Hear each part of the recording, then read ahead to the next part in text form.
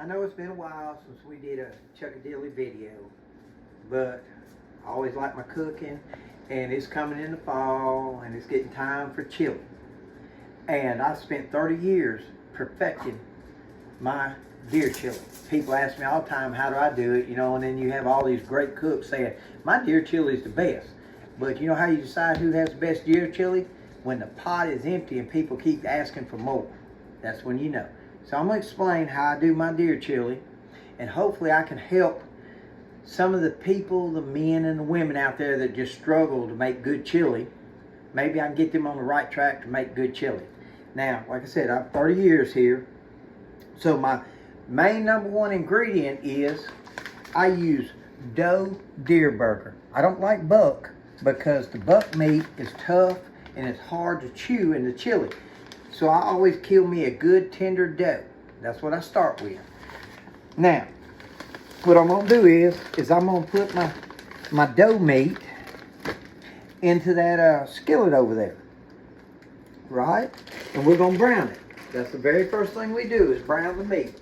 I'm gonna pour it in here, 2 pounds, thereabouts. They usually package it at the processor, or if you process it yourself, try to process about 2 pounds worth of meat. They put 1 pound in each package, so two packages is about 2 pounds. So I'm gonna get this started by simply opening it up. The processor I use Ziploc bags. They really did a really good job this year. Okay, so that's about 2 pounds of deer burger that I'm going to use. Now, what I like to do is I've got a 1/2 cup of chili powder. It's about a 1/2 cup. I'm going to set it aside. That goes into my crock pot. My ingredients are, I pre-measured, but I've got a 1/2 tablespoon of garlic, 1 tablespoon of paprika. This is an oregano and cumin mix that I like to put together, and it's a 1/2 and 1/2 of 1 teaspoon of oregano and cumin, and I went ahead and pre-mixed. So I'm going to dump all this into my meat, because as I cook, I'm going to stir this together. My oregano and cumin, I'm just going to throw it in there on top. What are you wasting? So now you. Sorry. So now you're gonna wash your hands. No, they were washed before, but I got a little deer meat on me. When You're being good job. Okay. I've got about 3/4 cup of chopped fresh onion. That'll go in. I've got, and like I said, we're gonna brown the meat. I brown. You got to know your stove. My stove, the temperatures run about 4 to medium is where I need to be to heat and brown. Now, we're gonna salt and pepper to taste. I'm not a big salt person. We know that. But I'm gonna put a little salt, and I'm gonna put a little pepper. To taste. This is to taste. Don't overdo it. Now, we're gonna brown this out. That's what we're gonna do. We're gonna brown the meat. My skillet hadn't heated up yet. I just threw it all in here. So while that's browning, I'm gonna have to stir it in a minute, but I gotta get it up to temperature. I'm gonna take a can of stewed tomatoes. You can use any flavor you want. This is just what I bought. Hunt stewed. And I always drain the water. People say don't drain it. Why you drain it? Well, I want that water off there. I'm gonna put it in my crock pot.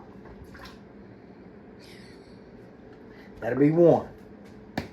I like Rotel. Rotel original, Rotel medium, I don't care.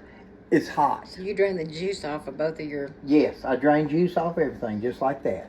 Oh, I didn't do that last time. Okay, I get all the juice drained off. I don't use cayenne pepper. People put cayenne pepper and stuff. This Rotel will get your chili hot enough that give somebody some hot sauce to put in their chili if they want it hotter. Okay? That's my rotel. Now, doesn't matter what the sauce is. I'm going to use an 8-ounce can of tomato sauce. I'm going to pour that in there. Like that. I already know I'm going to have to add a little water. I need some juice. So I'm just going to fill this can up twice. This is 2 8-ounce cans. 1.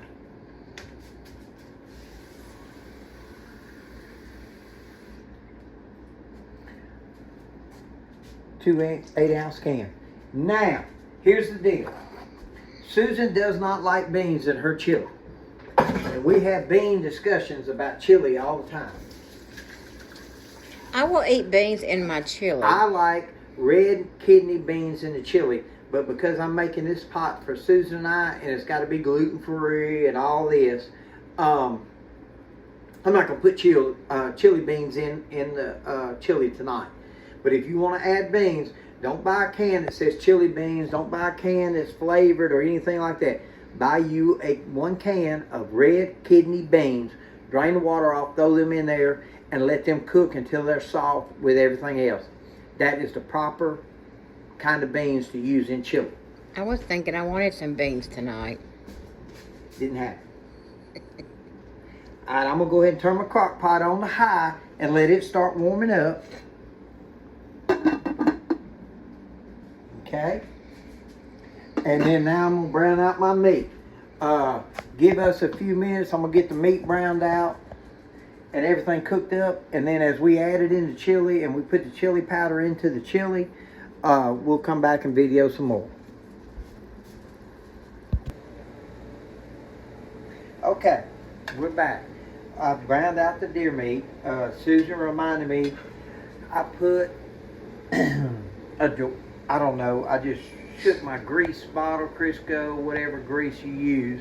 I poured a little bit in here because deer meat does not have a lot of grease. And you need it to give it a little help to brown it. Okay?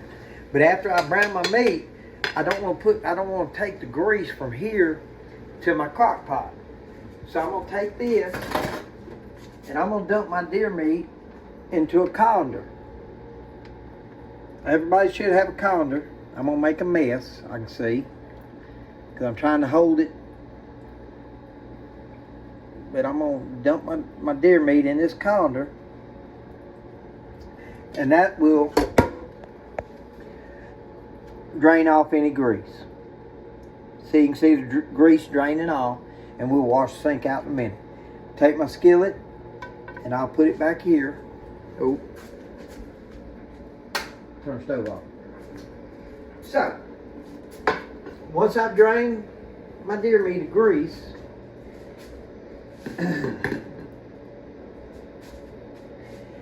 I'm trying to keep from making a mess because Susan doesn't like to clean up my messes.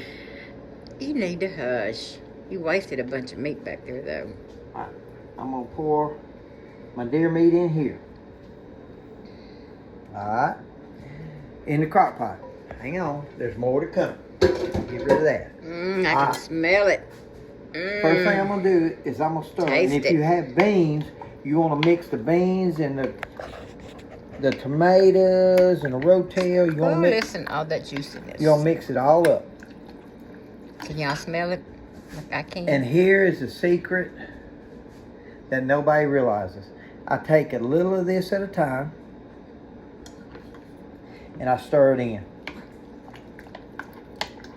So that I'm getting an even chili mix, I stir it in.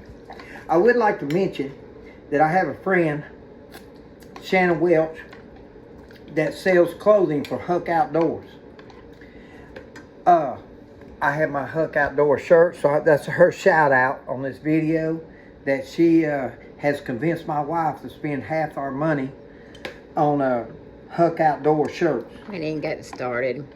And might I add, Shanna doesn't like beans in her chili either. And I just would mention that I just mix it in. I don't get no hurry. There's no reason to get in no hurry. Just mix your chili powder in. You already got it pre-measured at a half a cup. And this is not a big crock pot. This is your normal size Walmart crock pot. It's not that double size. If you do the double size, double your ingredients. Really?